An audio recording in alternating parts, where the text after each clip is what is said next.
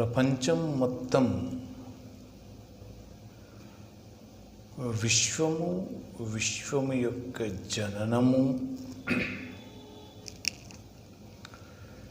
విశ్వం ఉద్భవించినప్పటి నుండి ఉద్భవించడానికి ఉన్న కారణాలు మొదలుకొని ఎక్కడ నుంచి విశ్వం అనేది ఉద్భవించింది, దాని మూల కారణము కూడా మన యొక్క మెదడులో నిక్షిప్తమై ఉన్నది అనే విషయం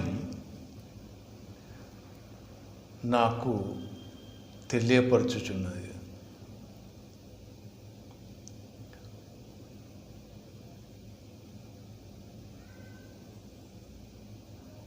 ప్రస్తుతం మనము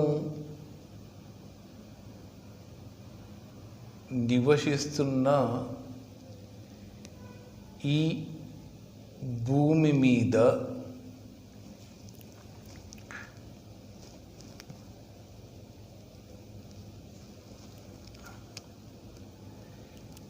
శరీరముతో ఉన్న ప్రాణులలో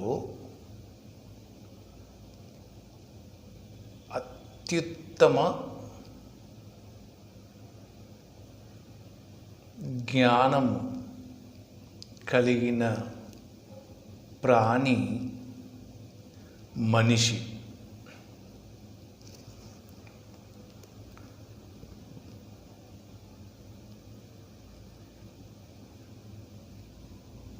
విశ్వముయందు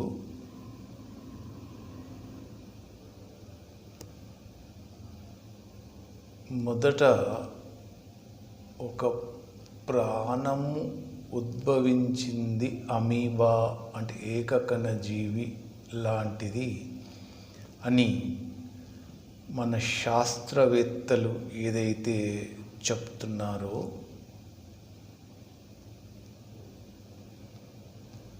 ఆ అమీబా ఏకకణ జీవి ఉత్పన్నము కావడానికి కారకాలైనవి కూడా అంతకుముందు ఏదైనా ఉండి ఉండాలి కదా.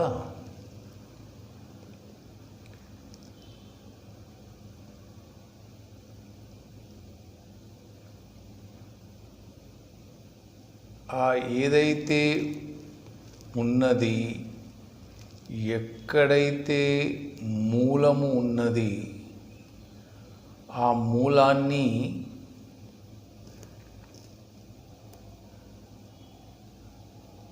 మన ఋషులు, పూర్వజులు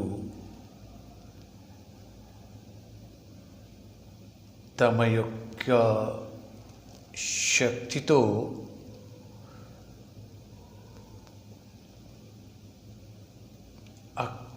దాదాపుగా ఒక కోణంలో అక్కడి వరకు వెళ్ళగలిగారు, వాళ్ళు వీక్షించగలిగారు.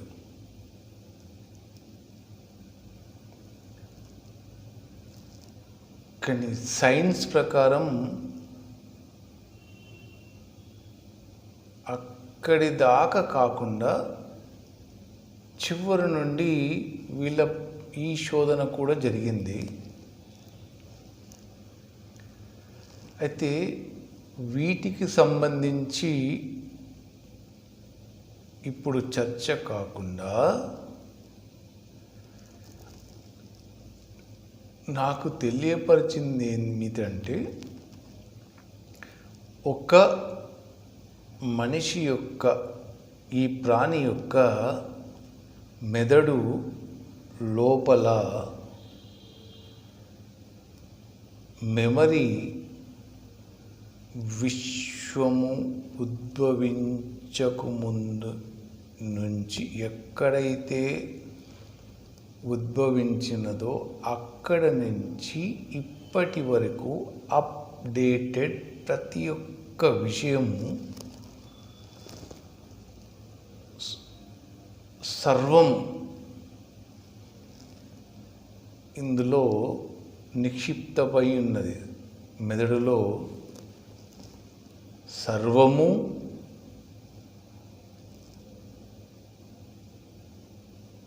నిక్షిప్తమై ఉన్నది.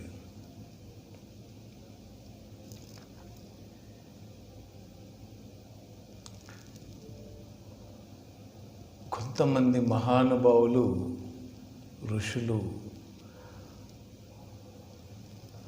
అందులోపలికి వెళ్ళినప్పుడు అవన్నిటిని కూడా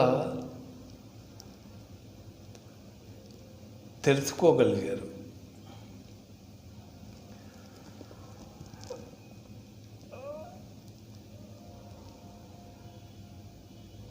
ఈ నిక్షిప్తమైన దాన్ని వెలికి తీయడం అనేది అంత సామాన్యమైన విషయం కాదు.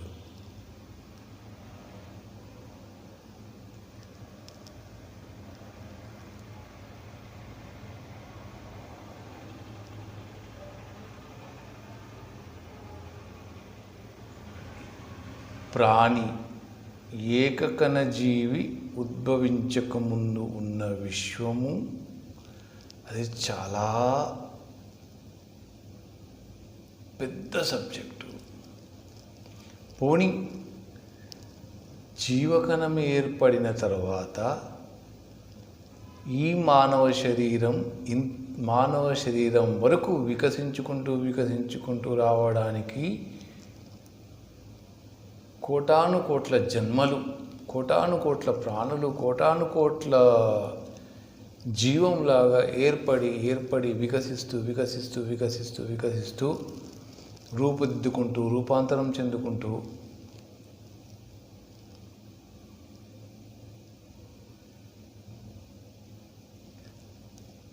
ఇక్కడి వరకు వచ్చింది. అంటే 84 లక్షల జీవరాశులు ఈ మాట నేను విన్నది, నాకు స్వయంగా తెలియపరిచినది కాదు. అయితే అది కూడా ఈ ఒక్క విషయం మాత్రం నమ్మకం, 84 లక్షల జీవరాశులు అనేది. ఎందుకంటే ఇక్కడ నాకు తెలియవలసిన సబ్జెక్టు ప్రకారం ఏకకణ జీవి రూపాంతరము చెందుతూ ఈ మానవ శరీరం వరకు వచ్చి వికసించబడిన బుద్ధితో వీడి వరకు వచ్చింది అంటే ఎన్ని రూపాంతరాలు చెందితే ఇక్కడి వరకు రాగలిగింది. మానవ జన్మ తీసుకున్న తర్వాత కూడా మళ్ళా ఇందులో ఏ నుంచి మొదలు పెడితే మళ్ళీ జడ్ వరకు మళ్ళీ బుద్ధి తెలివి యొక్క వృద్ధి మళ్ళీ జన్మలు ఉంటుంది. ఇది కాకుండా విశ్వం ఏర్పడిన తర్వాత నుంచి మామూలుగా మాట్లాడుకున్నాం. అయితే ఇవన్నీ కూడా మెదడులో ఏదో ఒక కోణంలో నిక్షిప్తమై ప్రతి ఒక్కటి ఏది కూడా మిస్ కాకుండా సూక్ష్మాతి సూక్ష్మమైన విషయం కూడా లిఖించబడి మెమరైజ్డ్ ఉంది. కానీ సాధనతోటి వాటిని తెలుసుకోవచ్చు. ఒక గ్రంథం, ఒక 1000 పేజీల గ్రంథం ఉందనుకుందాం. ఆ గ్రంథంలో మనం ఏం చూడగలుగుతున్నామంటే ఒక పేజీ ఉంది, పేజీ మాత్రం చూడగలుగుతాము. అది తిప్పేసాము, ఒక జన్మనో ఏదైనా ఒక ప్రాణి రూపాంతరం చెందిందో రెండో పేజీ వచ్చినప్పుడు రెండో పేజీ మాత్రమే ఈ శరీరంతో మనం కళ్ళతోటి చూడగలుగుతున్నాము. దాని కింది పేపర్ని మనం కింద ఏం రాస్తున్నదో చూడలేము. మళ్ళీ ఈ జన్మ ముగిసింది, ఈ పేపర్ తిప్పేసాము, మళ్ళీ ఏదైతే పేపర్ ఓపెన్ అయిందో అది మాత్రమే మనం చూడగలుగుతాం. దాని తర్వాత మళ్ళీ జన్మ ముగిసింది, మళ్ళీ పేపర్ తిప్పేసాము, మళ్ళీ ఎదురుగా ఏం రాస్తుందో అది మాత్రమే మనం చదవగలుగుతాం, చూడగలుగుతాం. అలాగే ఈ ఏకకణజీవి నుంచి రూపాంతరం చెందుతూ చెందుతూ చెందుతూ చెందుతూ ఎన్నో జన్మలు, ఎన్నో రకాల ప్రాణాలుగా వికసిస్తూ వికసిస్తూ వికసిస్తూ వచ్చినాం. ఇవన్నీ కూడా ఒక పేజీ లాంటి, పేజీ పైన పేజీ, పేజీ పైన పేజీ, పేజీ పైన పేజీ వస్తూ ఉంది. ఎదురుగా మనకి ఈ జన్మ ఉంది, ఈ జన్మను మాత్రం మనం చూడగలం. దీని కిందిది లేదా ఉంది కానీ మనం చూడలేము. మరి అది కిందిది ఉన్నది ఎట్లా? లోపల నిక్షిప్తమై ఉంది. ఆ బుక్లో అన్ని పేజెస్ ఉన్నాయి, అన్ని పేజెస్ల మ్యాటరు నిక్షిప్తమై ఉంది. అందుకే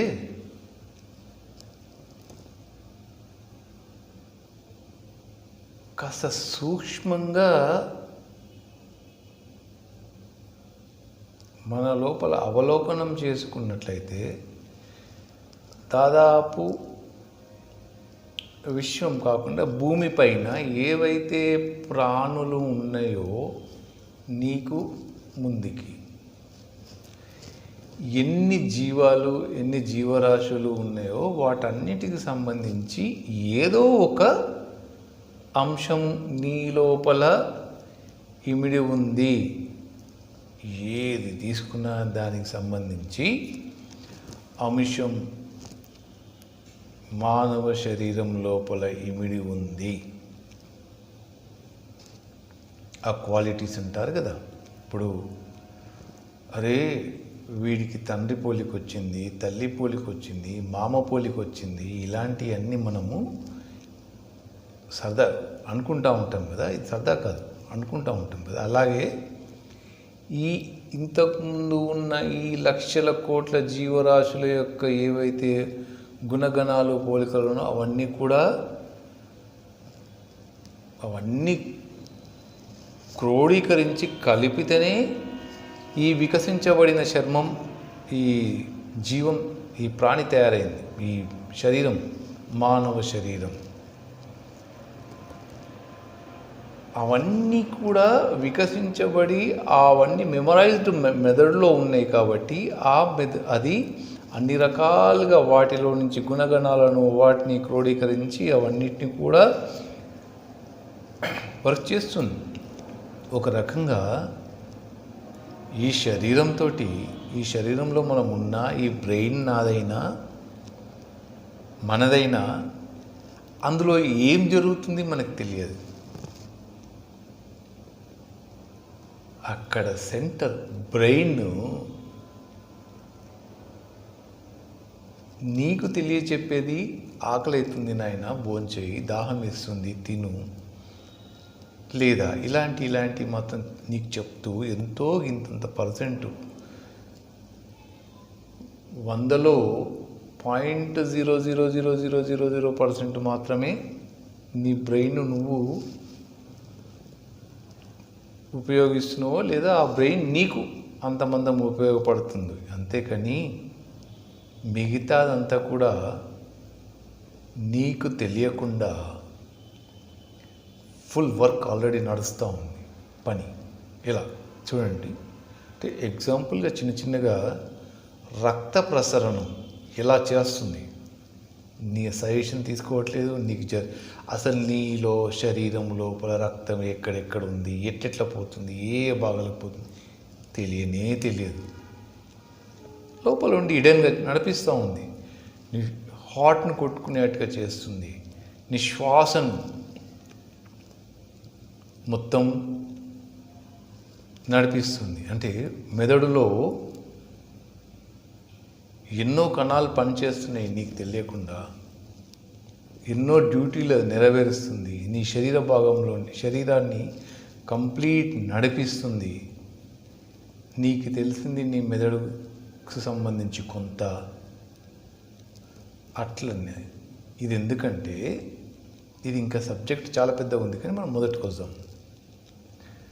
మెదడు లోపల ఇన్ని రకాలుగా ఏకకణ జీవి లోపల నుంచి వికసిస్తూ వచ్చి శరీరం లోపల అవయవాలు కానీ, శరీరం లోపల అవయవాలు కానీ, బాహ్యంగా ఉన్న అవయవాలు కానీ, చర్మం పైన వివిధ రకాల లేయర్స్, వివిధ రకాల చర్మం లేదా ఇవన్నీ కూడా ఎట్లయితే వికసించుతూ ఉందో అదన్నీ కూడా లోపల అనుసంధానమై ఉన్నది. అవన్నీ కూడా లోపల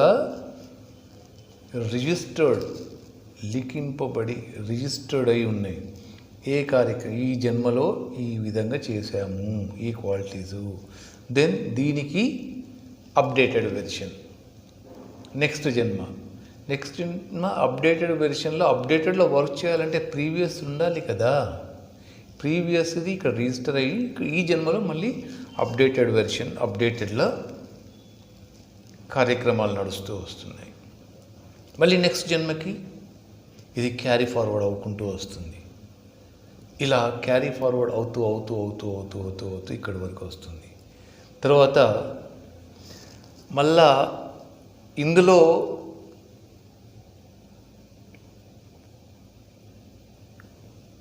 కొన్ని అతి సూక్ష్మంగా పోతే విచ్ఛేదన, డైవర్షన్ కూడా ఉంటుంది, కానీ అది ముఖ్యం కాదు ఇప్పుడు. అయితే ఒకవేళ అలాంటి విచ్ఛేదన జరిగినా కానీ అలా విచ్ఛేదన జరిగి మరి ఒక రకంగా ఇంకొక వైపు కూడా డెవలప్మెంట్ ఇంకో యాంగిల్ ఇలా వస్తున్నా కానీ అది కూడా మెదడుకు అనుసంధానమై ఇన్ఫర్మేషన్ వస్తూ ఉంటుంది. ఎలా వస్తుందంటే ఇప్పుడు ఈ బ్రెయిన్లో ఆల్రెడీ రిజిస్టర్డ్ అయి ఉన్నాయి గత జన్మలు కానీ అవన్నీ కూడా రిజిస్టర్ అయ్యి ఎలా ఉన్నాయో అలానే బ్రెయిన్ బయట కూడా తనతోటి అనుసంధానమై ఇప్పుడు ఇక్కడికి వచ్చింది. ఇక్కడి నుంచి మళ్ళీ వికసించడానికి నెక్స్ట్ ప్రయాణం చేసేటప్పుడు ఎన్ని రకాలుగా జీవాంతరాలుగా రూపుదిద్దుకున్నది అవన్నీ కూడా మళ్ళీ అణువుతోటి ప్రతి అణువుకు కనెక్టివిటీ ఉన్నట్టుగానే ప్రతి అణువు కోఆపరేట్ చేసుకున్నట్టుగా ఒక గాలి ఇక్కడ ఉద్భవించి ఇక్కడి నుంచి ముందు వరకు వచ్చిందంటే అణువు నుంచి తోసుకుంటూ దాని ప్రయాణం ఇట్లా కదులుతుంది. అలాగే సర్వము కనిపించిన శక్తి ద్వారా మళ్ళీ అంత కనెక్టివిటీ ఉంటుంది. కనెక్టివిటీ ఉండి మన రక్తాన్ని ఎలా అయితే, మన గాలిని ఎలా అయితే, మన శ్వాసని ఎలా అయితే ఇవన్నీ కూడా అది వరకు నడిపిస్తుంది మనకు తెలియకుండాను. అలానే విశ్వంలో జరుగుతున్న ప్రతి అప్డేట్ విషయాన్ని మెదడు గ్రహిస్తూ ఉంది. గ్రహిస్తూ అప్డేట్ అవుతూ ఉంది.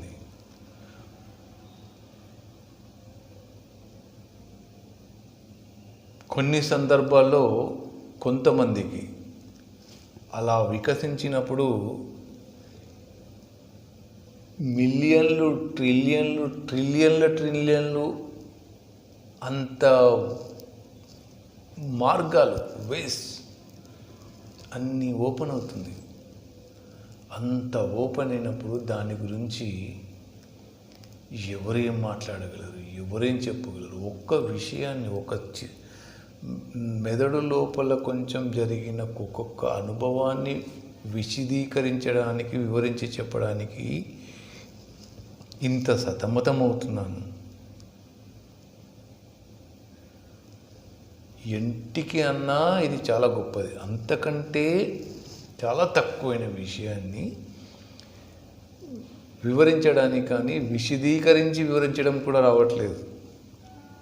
కొంతమంది ఋషులు, మేధావులు వాళ్ళు విశదీకరించి చెప్పగలుగుతున్నారు.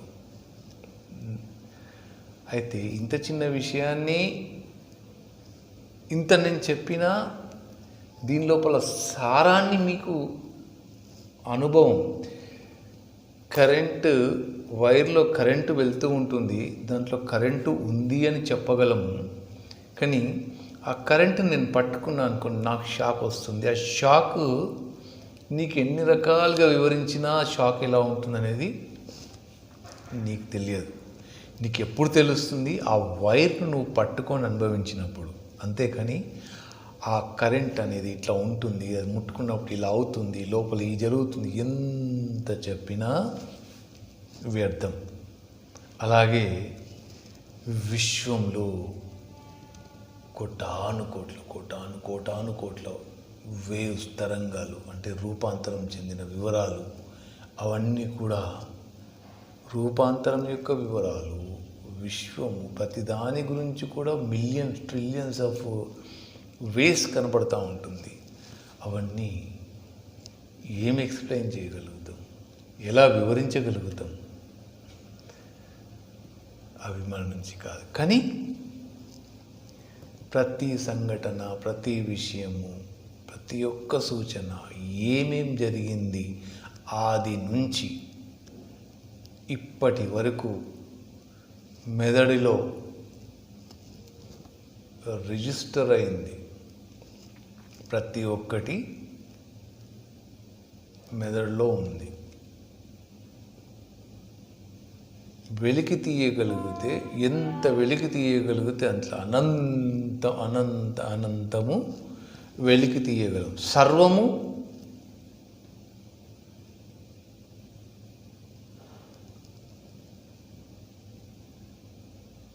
అసాధ్యము అని అనలేము. యుగ పురుషులకు,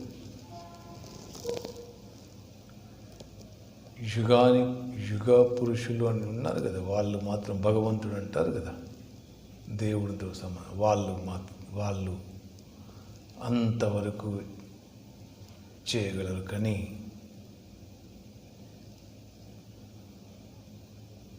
అన్ని రకాల విభాగాలను వెలికి తీయడం అసామాన్యం. ఒకేసారి ఒక 4 రకాల ఆలోచనలు మెదడులో మెదిలినప్పుడు, అమ్మో తలనొస్తుంది, తల పట్టేస్తుంది, వల్ల కాదు, నానా రకాలుగా మనుషులు ఆ స్థాయిని తట్టుకోలేరు. అటువంటప్పుడు అంత జ్ఞానం వికసించినప్పుడు, అన్ని రకాల కిరణాలు, అన్ని రకాల జ్ఞానం వేస్, ఏం జరుగుతుంది, ఎలా జరుగుతుంది, ఒకే సమయంలో ఒకే సందర్భంలో అన్నీ నీకు తెలియపరుస్తున్నప్పుడు ఎంత శక్తి కావాలి?